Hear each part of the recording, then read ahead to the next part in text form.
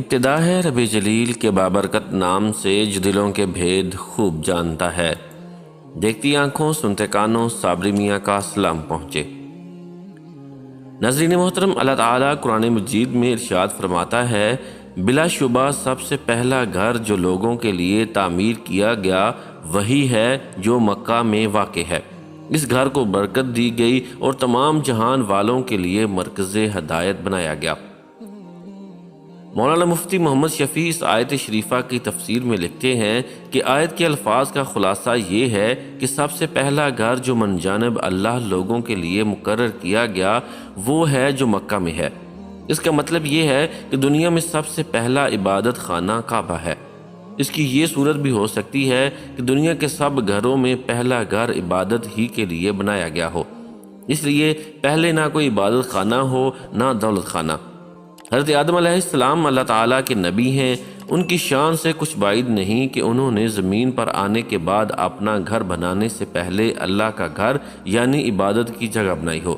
اسی لیے حضرت عبداللہ بن عمر، مجاہد، قتادہ، صدی وغیرہ صحابہ و تابعین اسی کے قائل ہیں کہ کعبہ دنیا کا سب سے پہلا گھر ہے، اور یہ بھی ممکن ہے کہ لوگوں کے رہنے سہنے کے مکانات پہلے ہی بھی بن چکے ہوں، مگر عبادت کے لیے یہ پہلا گھر بنا ہو۔ حضرت علی رضی اللہ تعالیٰ عنہ سے یہی منقول ہے۔ بعض روایات میں ہے کہ آدم علیہ السلام کی یہ تعمیر کعبہ حضرت نوح علیہ السلام کے زمانے تک باقی تھی۔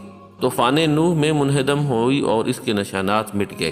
اس کے بعد حضرت ابراہیم علیہ السلام نے انہی بنیادوں پر دوبارہ تعمیر کیا۔ سائنسی حقائق یہ بتاتے ہیں کہ مکہ، جسے قرآن میں مکہ بھی کہا گیا ہے اور جہاں مسلمان عمرہ و حج ادا کرتے ہیں، زمین پر مارز وجود میں آنے والا خشکی کا پہلا ٹکڑا تھا۔ سائنسی طور پر ثابت شدہ حقیقت یہی ہے کہ زمین کی پیدائش کے ابتدائی ایام میں تمام کرۂ زمین پانی میں ڈوبا ہوا تھا، یعنی ایک بہت بڑا سمندر تھا۔ بعد ازاں اس کی تہہ سے آتش فشاں پھٹے اور انہوں نے زمین پر پرت کے نیچے پگھلے ہوئے چٹانی مواد اور لاوے کو بڑی مقدار میں اوپر دھکیل دیا، جس سے ایک پہاڑی وارز وجود میں آئی، اور یہی وہ پہاڑی تھی کہ جس پر اللہ تعالیٰ نے اپنا گھر یعنی قبلہ بنانے کا حکم دیا۔ مکہ کی سیاہ بسالٹ چٹانوں پر کی گئی سائنسی تحقیق سے یہ بات ثابت ہو چکی ہے کہ یہ ہماری زمین کے قدیم ترین پتھر ہیں۔ اگر یہ بات ایسے ہی ہے تو اس کا مطلب ہے کہ اسی مکہ سے ہی پھر بقیہ زمین کو پھیلایا گیا اور دنیا کے دوسرے خطے مارز وجود میں آئے۔ سوال پیدا ہوتا ہے کہ ہمارے اس دعوے کی تائید میں کوئی حدیث مصطفیٰ صلی اللہ علیہ وآلہ وسلم بھی موجود ہے یا نہیں؟ تو اس کا جواب ہاں میں ہے۔ نبی کریم صلی اللہ علیہ وآلہ وسلم نے فرمایا کہ کعبہ پانی کے اوپر زمین کا ایک ٹکڑا تھا، اسی سے ہی بقیہ زمین کو پھیلایا گیا۔ اسی طرح الطبرانی اور بہقی نے شعب الایمان میں ابن عمر سے یہ حدیث نقل کی ہے کہ جب زمین و آسمان بنائے جا رہے تھے تو پانی کی سطح میں سے سب سے پہلا نکلنے والا خشکی کا ٹکڑا یہی تھا کہ جس پر متبرک گھر واقع ہے، پھر اسی کے نیچے سے ہی بقیہ زمین کو پھیلایا گیا۔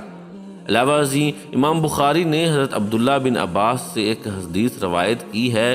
اس لمبی حدیث میں سے ایک ٹکڑا یہ ہے کہ نبی صلی اللہ علیہ وآلہ وسلم فرماتے ہیں کہ مکہ وہ شہر ہے کہ جس دن سے اللہ نے آسمانوں اور زمین کو پیدا کیا، اسی دن سے اس کو حرمت دی، اور اللہ کی یہ حرمت قیامت تک قائم رہے گی۔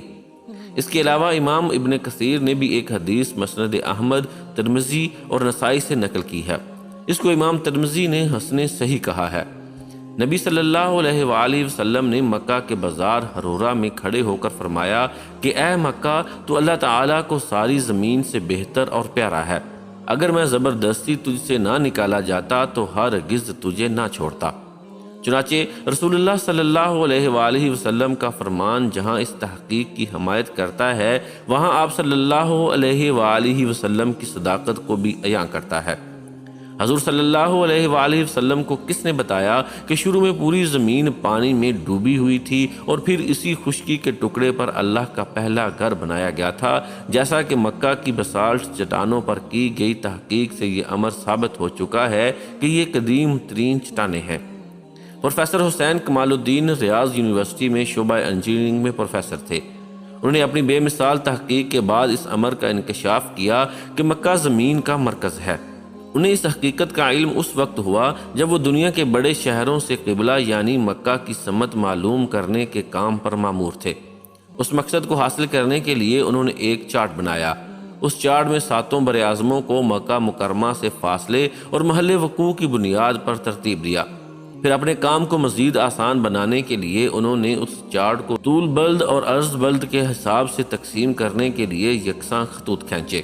پھر ان فاصلوں، مقداروں اور دوسری کئی ضروری چیزوں کو معلوم کرنے کے لیے انہوں نے انتہائی جدید اور پیچیدہ کمپیوٹر سافٹ ویئرز کو استعمال کیا اور آخر کار 2 سالہ انتھک محنت کے بعد اپنی نئی دریافت کا انتہائی خوشی سے اعلان کرتے ہوئے کہا کہ مکہ ہی زمین کا مرکز ہے۔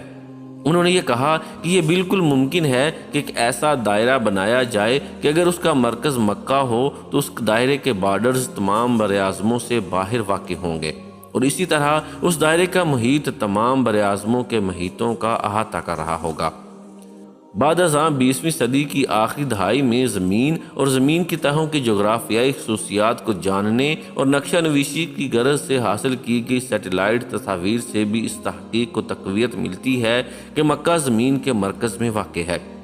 سائنسی طور پر یہ امر ثابت شدہ ہے کہ زمین کی پلیٹیں اپنی لمبی جغرافیائی عمر کے وقت سے باقاعدگی کے ساتھ اربعین پلیٹ کے گرد گھوم رہی ہیں۔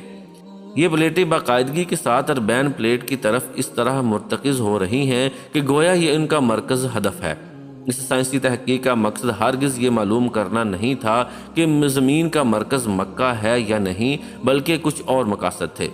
تاہم اس کے باوجود یہ تحقیق مغرب کے کئی سائنسی میگزینوں میں شائع ہوئی، مگر اس طور پر کہ اس سے کوئی نتیجہ اخذ نہ کیا جا سکے۔ سید ڈاکٹر عبدالباسط مصر کے نیشنل ریسرچ سینٹر کے ممتاز رکن ہیں۔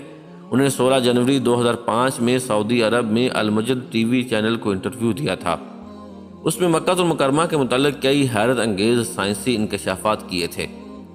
انہوں نے کہا کہ سائنسی بنیادوں پر مکہ دنیا کا مرکز اس طرح ثابت ہوتا ہے کہ جب نیل آرمسٹرانگ زمین سے اوپر خلا کی طرف جا رہے تھے تو انہوں نے زمین کی تصویریں کھینچی۔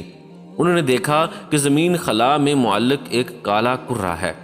نیل آرمسٹرانگ نے اپنے آپ سے سوال کیا کہ اسے کس نے لٹکایا ہے، پھر خود ہی جواب دیا کہ اسے خدا نے ہی معلق کر کے تھاما ہوا ہے۔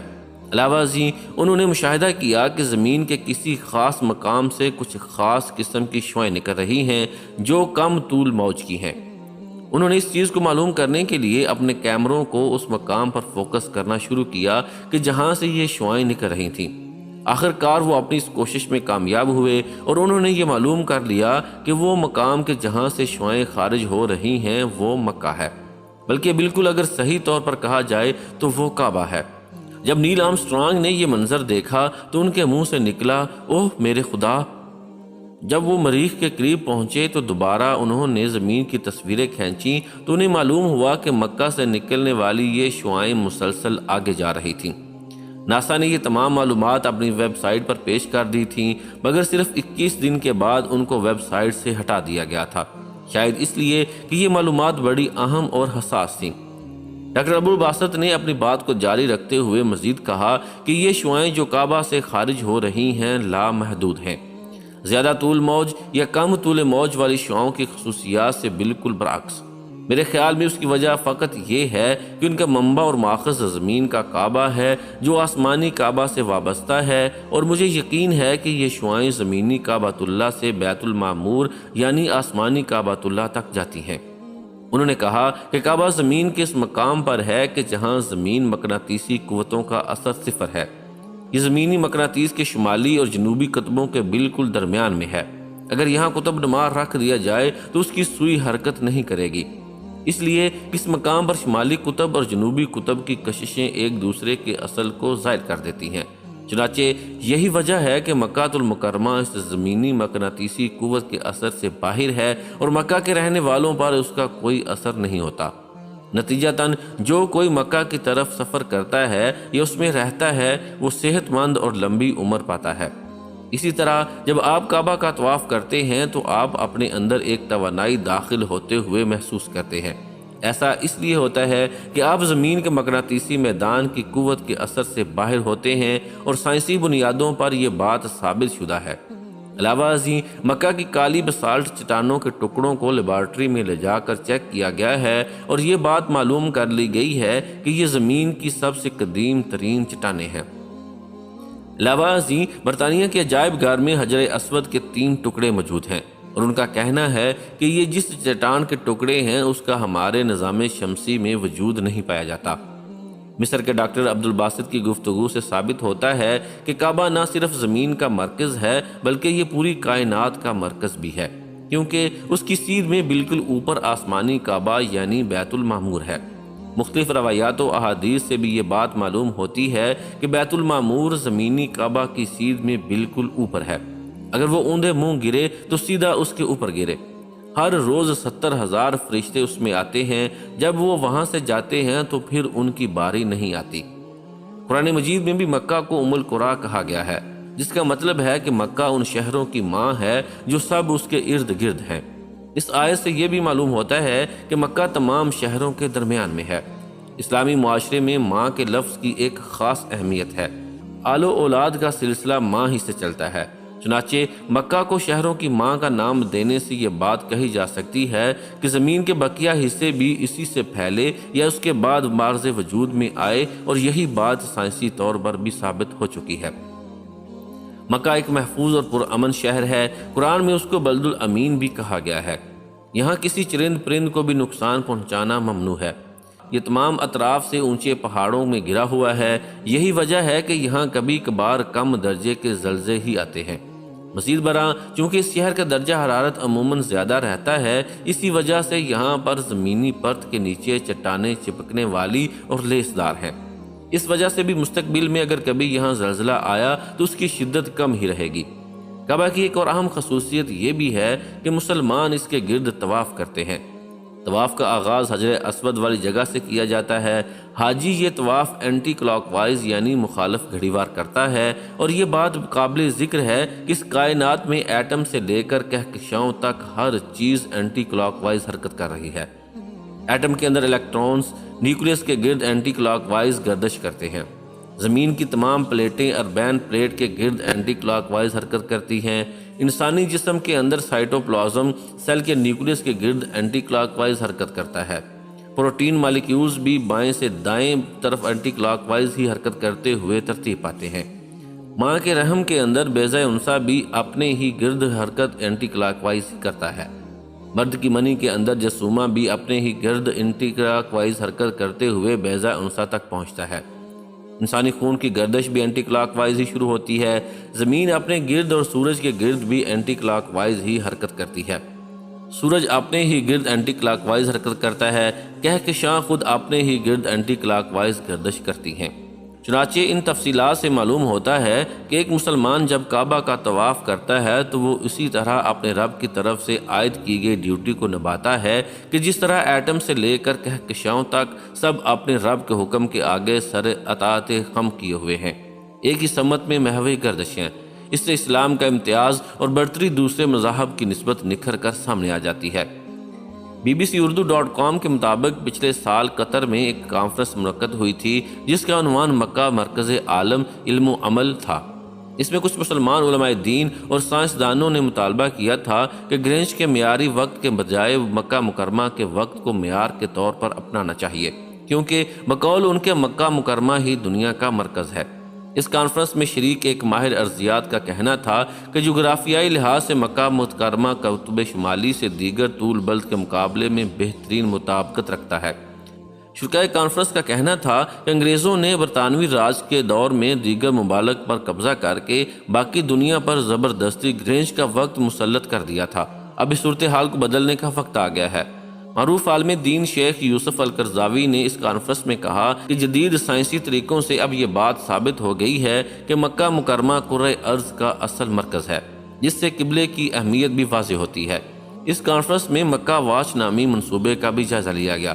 ایک فرانسیسی سائنسدان کی ایجاد کردہ گھڑی ہے جو الٹی طرف چلتی ہے اور اس سے دنیا میں کہیں بھی موجود مسلمانوں کو قبلے کے رخ کا پتہ چل سکتا ہے۔ اب جبکہ سائنسی تحقیقات اور سیٹلائٹ تصاویر نے بھی اس تحقیق کی حمایت کر دی ہے کہ مکہ ہی زمین کا مرکز ہے، تو کئی دہائیوں سے جاری اس تنازع اور بحث و مباحثہ کو ختم کرنے کے لیے ضروری ہے کہ بین الاقوامی طور پر وقت کے معیار کے لیے گرینچ کی بجائے مکہ ہی کو مرکز قرار دیا جائے۔ اب اگر مکہ کے وقت کو بین الاقوامی طور پر نافذ کر دیا جائے تو ہر ایک کے لیے نمازوں کے اوقات کا معلوم کرنا بالکل آسان ہو جائے گا۔